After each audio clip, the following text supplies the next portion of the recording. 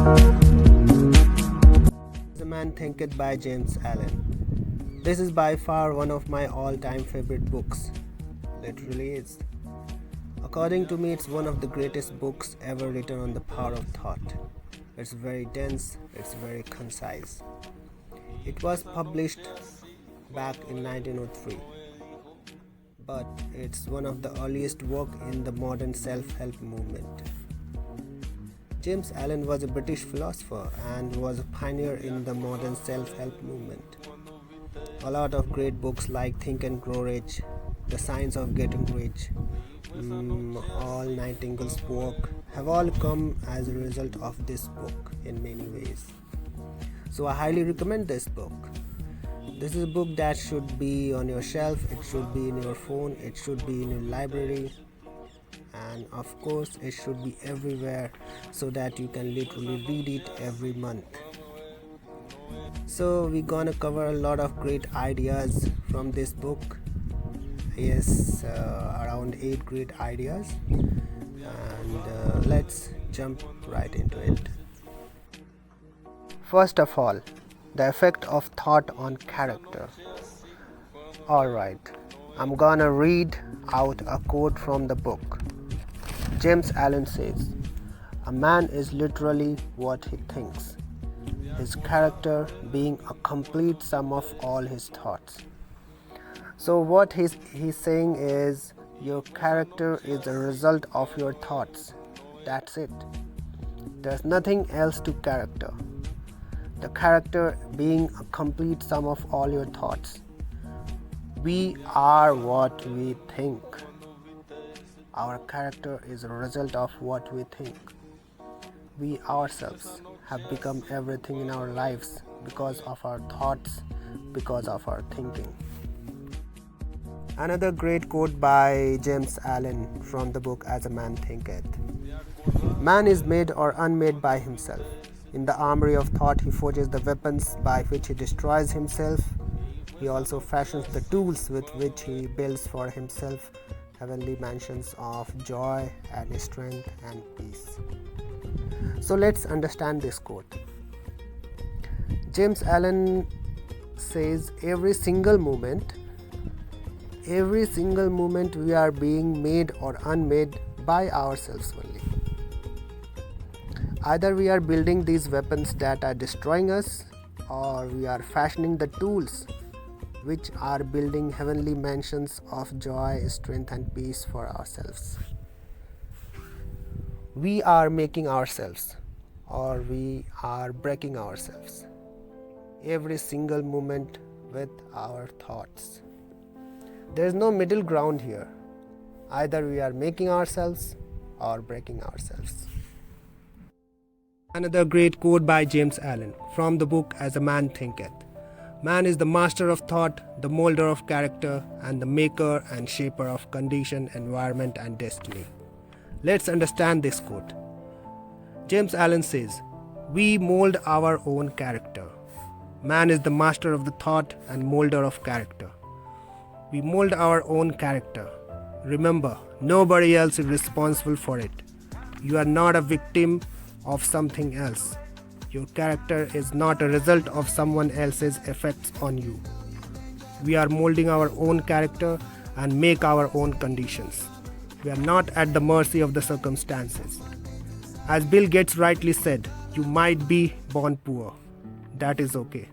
But if you die poor, now that is your fault." Here's another great quote by James Allen from the book As a Man Thinketh. Man contains within himself that transforming and regenerative agency by which he makes himself what he wills. Let's understand this quote. James Allen wants to convey here is that we can make ourselves what we will, what we want ourselves to be. We can make ourselves what we want. We have that transforming and regenerative agency within us that allows us to make ourselves and even break ourselves. Depends totally on our thoughts. So, we are literally the ones who design our character, who are building our character. We are molding our character. The next big idea is the effect of thoughts on circumstances. So here's what James Allen says. He says, man is buffeted by circumstances so long as he believes himself to be the creature of outside conditions. But when he realizes that he is a creative power and that he may command the hidden soil and seeds of his being out of which circumstances grow, he then becomes the rightful master of himself. Now, to understand this quote, let's break this sentence down. Every sentence in this book is so good. I have probably highlighted the whole book at some point or other as I read the book, but this sentence, the early part of the sentence that says, man is buffeted by circumstances so long as he believes himself to be the creature of outside conditions. So, as long as you believe that we are the result of outside conditions, we are gonna be buffeted by circumstances. The circumstances will continue to shake us. The circumstances will continue to move us in whatever directions they will us. Right? If we continue to believe that the outside conditions are creating us or the outside conditions are changing us, the circumstances will continue to buffet us. However, when he realizes that he is a creative power, that's the key, and that he may command the hidden soil and seeds of his being out of which circumstances grow, he then becomes the rightful master of himself. Only when we realize that I am the power, that I am the commander, I command the hidden soil and seeds of my own being, and that's what leads to circumstances. My thoughts, my creative power leads to circumstances.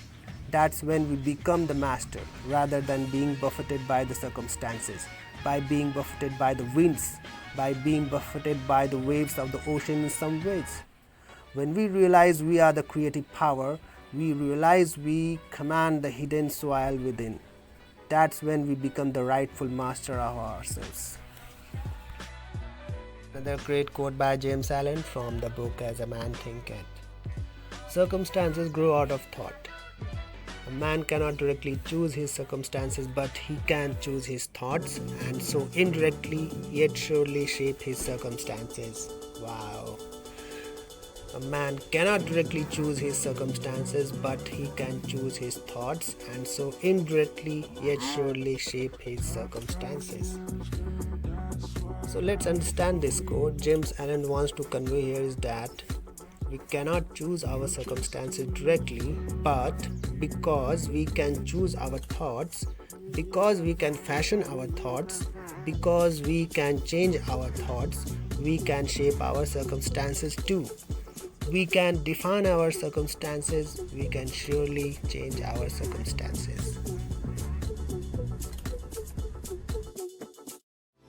Circumstances do not make a man, they reveal him to himself. A lot of times we believe that our circumstances are what are causing us all the problems, the grief and the challenges, and all that stuff. But the truth, as James Allen says, is that circumstances do not make a man, they reveal him to himself. Circumstances are revealing us to ourselves. We look at our circumstances and we think, this is what I have been given. But we need to instead understand is when we look at circumstances, we have to realize, this is what I have made for myself, because circumstances reveal us to ourselves. Here's another powerful quote. As the master of our thoughts, we are the author and shaper of our environment. As the master of our thoughts, we are the author and shaper of our environment.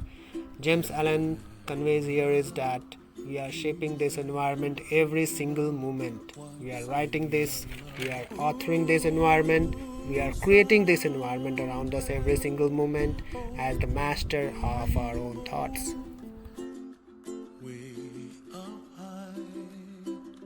Now he says, men are anxious to improve their circumstances, but are unwilling to improve themselves.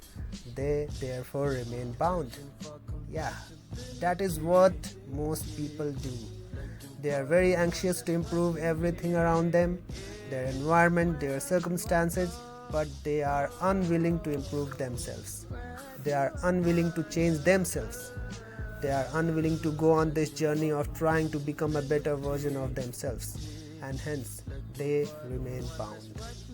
They keep pining for better circumstances. They keep hoping that somehow circumstances will change. But inside, they do not want to change. They don't want to improve, and hence they remain bound. My dear friends, I want you to know our circumstances will not improve unless we decide to improve. Again, the very powerful statement here. Man is the causer, though nearly always is unconsciously, of his circumstances, and that whilst aiming at a good end, he is continually frustrating its accomplishment by encouraging thoughts and desires which cannot possibly harmonize with that end. Such a key distinction here is.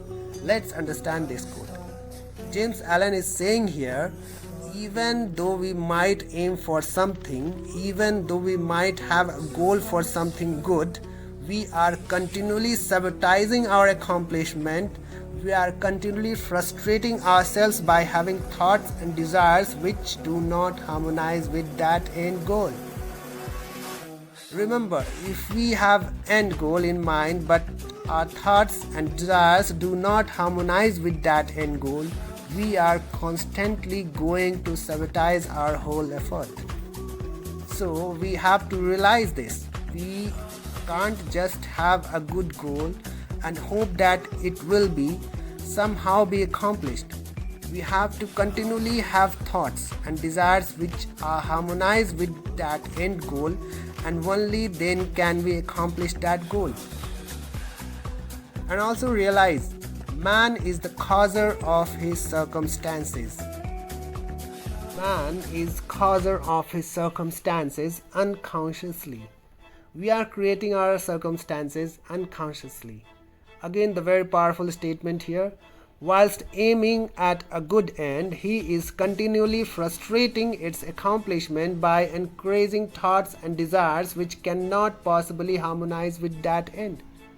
It is absolutely a bad idea to have a good goal but then have thoughts that do not harmonize with that end goal. That is crucial to understand. Right. So another thing he says, a particular train of thoughts persisted in, be it good or bad, cannot fail to produce its results on the character and circumstances. So a really simple statement, let's understand this. Our train of thought, no matter what they are, they will lead to changes in our character and in our circumstances. See, every single moment they are doing that. So no matter whether the train of thought is good or bad, if we are persistent, that train of thought, we will see changes in our character and our circumstances. So that's the idea of circumstances, of the power of thoughts and circumstances.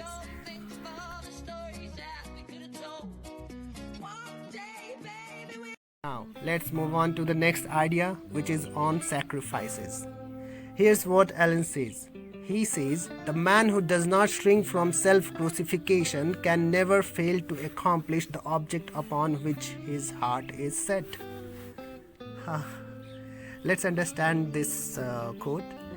If we are willing to give it our all, if we are willing to die for the cause, that's when we will accomplish the object of our desire. He is saying, if you are willing to die for it, there is no way you will not get the object of your desire. There is no way you will not accomplish. So you have to be willing to die for it. You have to be willing to give it your all in order to accomplish your goal, in order to be able to get what you desire. Now, let's move on to the next idea. Even the man whose sole object is to acquire wealth must be prepared to make great personal sacrifices before he can accomplish his object. Notice the selection of words here. Great personal sacrifices. Unfortunately, a lot of world today has been taken over by the 4-hour work week mindset. In the sense, I will just do a rare minimum work and somehow I'll get great results. This is not how the world works. You have to put in a lot of sacrifice before you can accomplish your desires, before you can accomplish the object of your desire. So we must be prepared to make great personal sacrifices. The book 4-Hour Work Week talks about the idea of building a business where you only work 4 hours a week for the rest of your life. But that's a very dangerous notion. I highly recommend you stay away from the idea of thinking that we just need to work 4 hours a week. In order to do something great, you'll need to make great personal sacrifices. And that is the fundamental law of this universe in some ways. And then Alan says, there can be no progress, no achievement without sacrifice, and the man's worldly success will be in the measure that he sacrifices his confused animal thoughts and fixes his mind on the development of his plans and the strengthening of his resolution and self-reliance. And the higher he lifts his thoughts, the more manly, upright, and righteous he becomes. The greater will be his success and the more blessed and enduring will be his achievements. So, what James Allen is saying is, success is proportional to the extent to which you can fix your mind on your purpose. So, success is proportional to the extent to which you are able to think about the same thing, think about that big goal, that purpose you have, and just fix your mind on that thing. There's literally though no achievement without sacrifice. Success is literally proportional to the sacrificing of all those base desires, those animal instincts and all those things, examples of which could be watching TV, spending time on internet, eating junk foods, and thousands of other things that we are unfortunately allowing ourselves to subjective all those base desires. So, success is proportional to sacrificing of animal thoughts. So, there are two beings. We have to sacrifice our animal thoughts and instead we have to fix our mind on our purpose. Those two are crucial in order to accomplish great results. And then he goes on to say, he who would accomplish little must sacrifice little. He who would achieve much must sacrifice much. He who would attain highly must sacrifice greatly. So there's no real gray area here. It's very black and white. If you are going to accomplish little, well, you need to sacrifice a little bit. But if you want to accomplish greatly, you must sacrifice greatly. Your accomplishments are going to be proportional of your sacrifices. How much are you willing to sacrifice? Again, I want to be very clear on this because a lot of times people are somehow deluded into this notion that somehow success will be easy, that somehow they can build easy business where they can make money and all those things. But show me any great achievement of entrepreneurship of any kind where the person made no sacrifices at all and still was able to accomplish greatly. Who are we talking about? Are we talking about Bill Gates, Warren Buffett, Michael Phelps, Michael Jordan? Who are we going to talk about? Elon Musk, Jeff Bezos? Are you going to say any of these guys have made very little efforts, very little sacrifices? No, they have sacrificed greatly. Michael Phelps in his biography talks about the fact that for 5 years during his practice, he actually took only 3 days off in all those 5 years. That's how much he sacrificed. Bill Gates worked tirelessly for almost 10 years. He said he never took a single day break for almost 10 years. Elon Musk works 100 hours a week. Warren Buffett has been working tirelessly on his business for last 50 years or even more. So anyone who says that it's possible to accomplish a great result with very little effort, or it's possible to accomplish a lot of great things in life with very little effort, is seriously mistaken. Remember, accomplishments are proportional to your sacrifices. Every great story is a story of sacrifice. Every great story is a story of lot of great sacrifices in some ways. Yeah, it is possible to live a sort of balanced life and decide not to make sacrifices in different areas. But remember, if you want to accomplish great things, great results, you must sacrifice greatly. It is the law of the universe. Now let's talk about another great idea, which is purpose. The power of thoughts in purpose. Here's what Alan says. Until thought is linked with purpose, there is no intelligent accomplishment. Here, Alan stresses on thoughts should be linked with purpose in order to have accomplishment, in order to have great accomplishment, in order to have an intelligent accomplishment. Alright. Until thought is linked with purpose, there is no intelligent accomplishment. So, thoughts are literally being multiplied in some ways by purpose. If you have no purpose, the thoughts are literally useless. There will be no accomplishment. So, you have to have a great purpose, then you have to mix your thoughts with them. Then you will have great accomplishment. Next, Alan says, aimlessness is a vice, and such drifting must not continue for him who would steer clear of catastrophe and destruction. This is no crucial.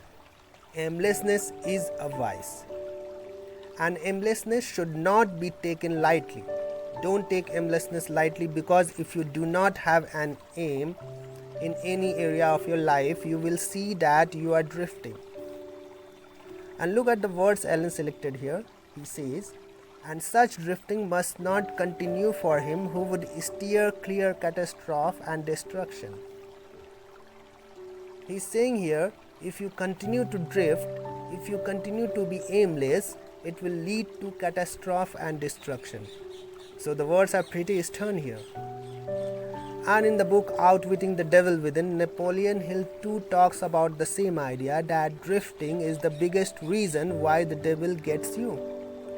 Drifting, not having a purpose, being aimless is the biggest reason why we succumb to the devil within. So realize, aimlessness is a vice. It will lead to catastrophe and destruction. Okay, the next thing he says, those who have no central purpose fall prey to everything petty. So realize, we have to have a central purpose, otherwise we will fall prey all the time. Have a central purpose, and that's when you will avoid falling prey to everything petty, everything small. And here's the next powerful quote by Alan. A man should conceive of a legitimate purpose in his heart and set out to accomplish it. He should make this purpose a centralizing point of his thoughts. Yeah, so let's understand this quote. We have to make our purpose the point of our thoughts. We have to make the purpose central theme of our thoughts. And that's when we will set out to accomplish it. That's when we will be able to accomplish it. We must constantly be reminded of this purpose. We must constantly think of this purpose, almost like it's a never-ending thing. As Napoleon Hill talks about in the book Think and Grow Rich, that we can never stop thinking about our purpose. We can never stop thinking about our goal. We can never stop thinking about our desire. It is something that is a price we must pay. We must constantly keep on thinking about that thought, constantly reaffirming the thought, constantly retelling ourselves that thing again and again and again and again in order to accomplish our goal. And then he goes on to say, even if he fails again and again to accomplish his purpose, as he necessarily must until weakness is overcome, the strength of character gained will be the measure of his true success, and this will form a new starting point for future power and triumph. Let's understand this quote. He says, we will fail in our pursuits. He says, as he necessarily must until weakness is overcome. So, we will fail. as until we overcome all our weakness. That's part of pursuit. That's part of our endurance in some ways. But as a result of this failure, we will gain strength of character, and that's the true measure of success. Because using that strength of character, we can go after bigger dreams, bigger purpose, bigger goals. And then he says, to begin to think with purpose is to enter ranks of those strong ones, who make all the conditions serve them, who only recognize failure as one of the pathways to attainment. Wow, this is such a powerful statement. He says, to begin to think with purpose is to enter ranks of those strong ones. Just if you begin to think with purpose, now suddenly you are one with those who are the strong ones. You are in the same ranks as the strong ones. To begin to think with purpose, to believe that you have a purpose and to go with it is to enter the ranks of strong ones. And what do the strong ones do? They make the conditions serve them. The conditions are going to serve you, that's the key. To realize you will make the conditions serve you rather than be a victim of conditions, rather than being a mercy of those conditions. Not only that, strong ones who only recognize failure as one of the pathways to attainment. Note these words. Failure is the pathway to attainment. Now, again, the whole book, Obstacle in the Way by Ryan Holiday, is dedicated to this idea that failure is the pathway to achievement. Obstacle is the way forward in some ways. So realize we must have a purpose. The purpose is what puts us in the same rank as the strong ones. And not only that, we as strong ones can make the conditions serve us. What a powerful statement. The next thing he says, thoughts allied to purpose become a creative force. Remember, initially early on he said, until thought is linked with purpose, there is no intelligent accomplishment. Then he says, thoughts allied to purpose become a creative force. So we have to consistently realize that only when we have a purpose will we become a creative force. We need a purpose in order to become a force in this world. And then Alan goes on to say, the soul attracts that which it secretly harbors, that which it loves and also that which it fears. It reaches the height of its cherished aspirations. It falls to the level of its unchastened desires. And circumstances are the means by which the soul receives its own. So, Alan wants to say here is that we attract what we are secretly harboring, whether we love it or hate it. Whatever it is that we secretly desire, whatever it is that we secretly think about, and we harbor, that's what we are gonna continue to attract and bring it to our lives. Circumstances that are true in our life today are a reflection of what we are thinking about all the time. So we cannot be blaming the circumstances because the circumstances are a result of our own thoughts. So realize that we are constantly making our circumstances in some ways. We are attracting what we are secretly harboring, whether we love it or hate it. Alright, the next great idea from the book is on dreams and visions. Here's what Alan says. He says, the greatest achievement was at first and for a time a dream. The oak sleeps in the acorn, the bird waits in the egg, and in the highest vision of the soul a waking angel stirs. Dreams are the seedlings of realities. Wow! It all starts with a dream. The greatest achievement starts with a dream. Nobody ever accomplished great things without any dreams. If you read any biographies of any of the great people of the times, you will always see that it all started with a dream. Nobody was given a silver spoon and said, hey, you here, go, you can accomplish this. You don't need a dream. You don't need to dream. You don't need a purpose. You don't need a vision, and you will figure out the way. That's not the way it works. You have to have a dream. You have to have a vision. You have to have a purpose. As Ellen says, the oak sleeps in the acorn, the bird waits in the egg, and in the highest vision of the soul, a waking angel stirs. Dreams are what make our realities. Dreams are the seedlings of realities. So, if we are not dreaming big enough, we cannot create a reality that is big enough. Your ideal is the prophecy of what you shall at last unveil. Whatever ideal you hold in your mind, that is the prophecy in some ways. You are living that prophecy. That prophecy will come true and it will unveil itself at last. So, the ideal that you are holding is crucial. Then, Alan goes on to say, your circumstances may be uncongenial, but they shall not long remain. So, if you but perceive an ideal and strive to reach it, you cannot travel within and stand still without. If you strive for an ideal, your circumstances will change. That's the key. If you strive for that ideal, your circumstances will evolve. So crucial, so beautiful, what he's saying here. Okay, the next thing he says, whatever your present environment may be, you will fall, remain, or rise with your thoughts, your vision, your ideal. Your thoughts, vision, and your ideal are what will change your circumstances. They will change your environment.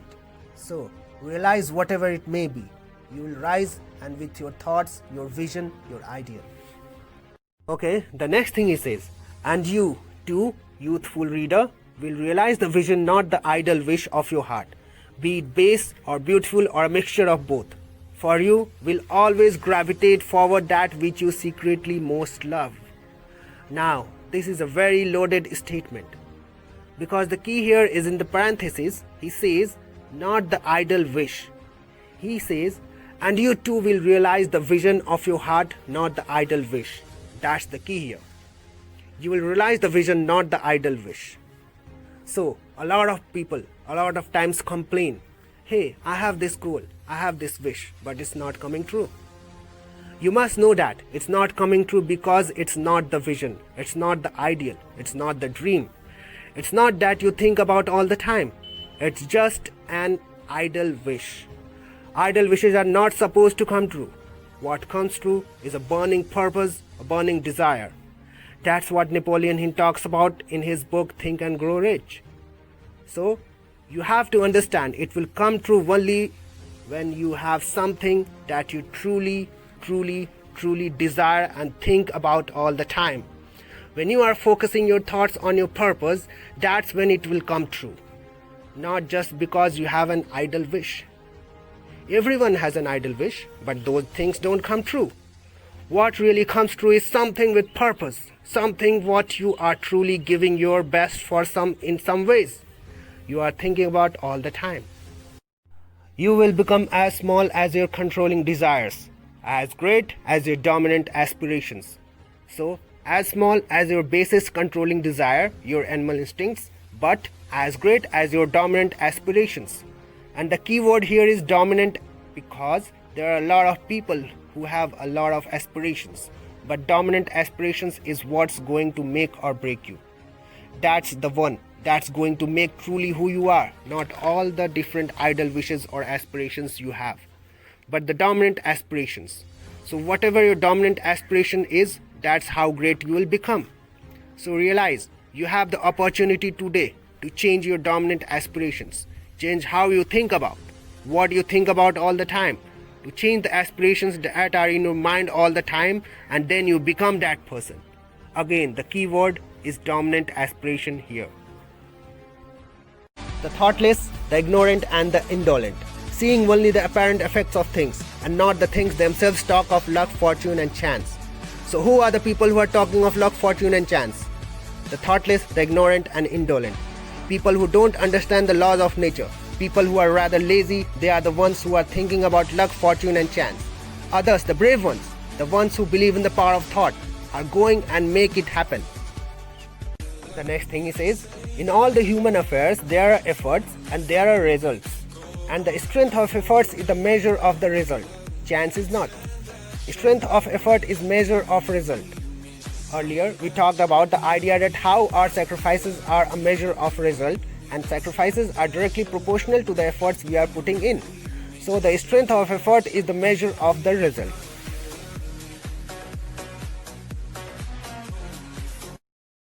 Another thing Alan says, the vision that you glorify in your mind, the ideal that you enthrone in your heart, this you will build your life by, this you will become. Let's understand this quote.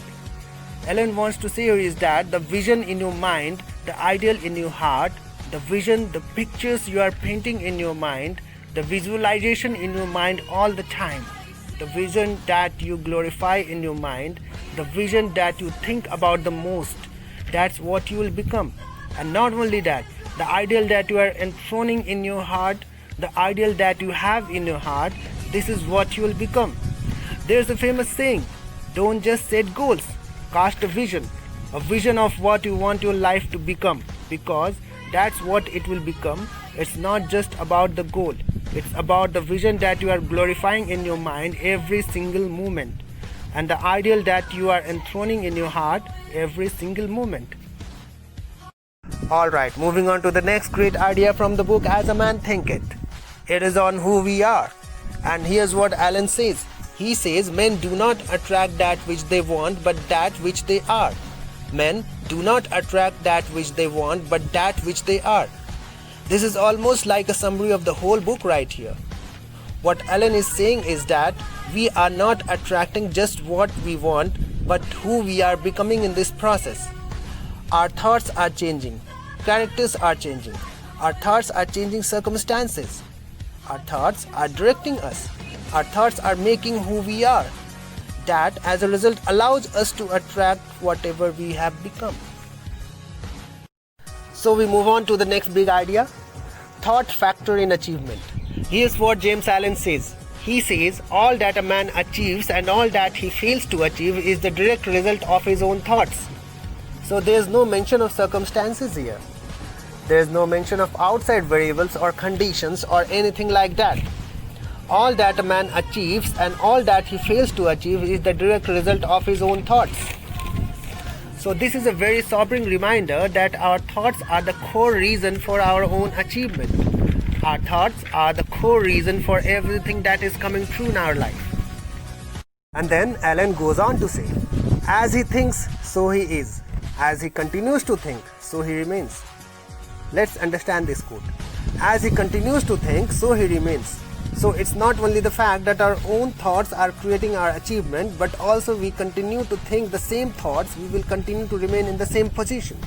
So we have to consistently challenge our own thoughts to think bigger and bigger and bigger in order to accomplish bigger and bigger achievements, to accomplish bigger and bigger goals.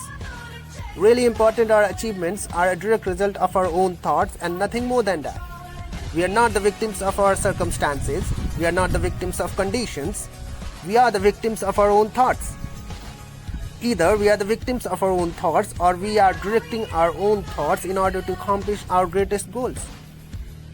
So let's move on to the next big idea, the garden and the seeds. Alright, so here's what Alan says. He says, man's mind may be likened to a garden which may be intelligently cultivated or allowed to run wild. But whether cultivated or neglected, it must and will bring forth. If no useful seeds are put into it, then an abundance of useless weed seeds will fall therein and will continue to produce their kind.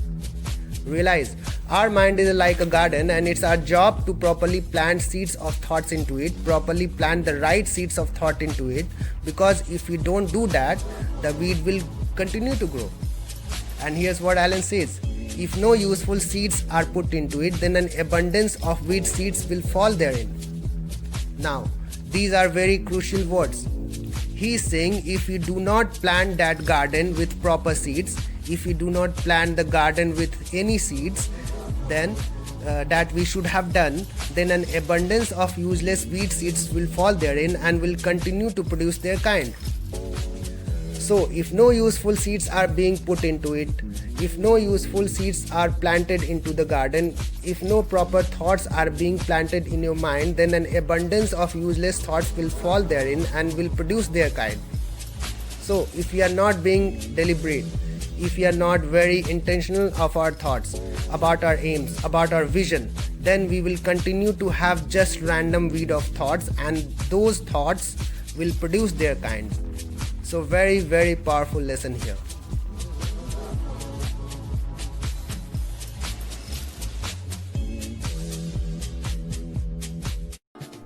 Then Allen goes on to say, as the plant springs from and could not be without the seed, so every act of man springs from the hidden seeds of thought and could not have appeared without them. This applies equally to those acts called spontaneous and unpremeditated as to those which are deliberately executed. So every act. James Allen says every act is a result of our own hidden seeds of thought. So whether we think of this action as spontaneous or unpremeditated or deliberate, it is a result of our own thoughts. Realize that.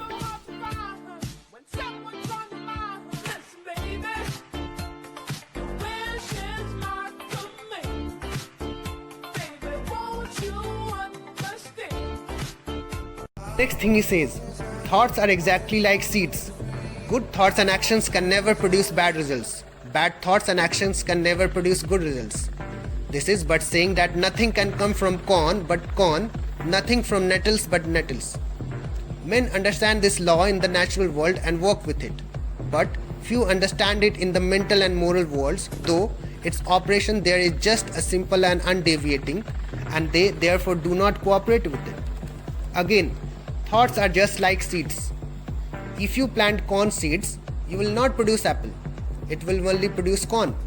So whatever thoughts we are constantly planting in our mind, that's the result we are getting. Our job is to constantly nurture, to constantly be careful of what thoughts we are planting into our minds, because results will be coming. And the funny thing is that when we all use this idea in the natural world all the time, we all must realize corn will not produce apple, apple will not produce grape. This is not the law of the nature, but we somehow find it hard to understand it within ourselves. Our thoughts are exactly like seeds, and whatever thoughts we are planting into your mind, the results are coming as a result of it.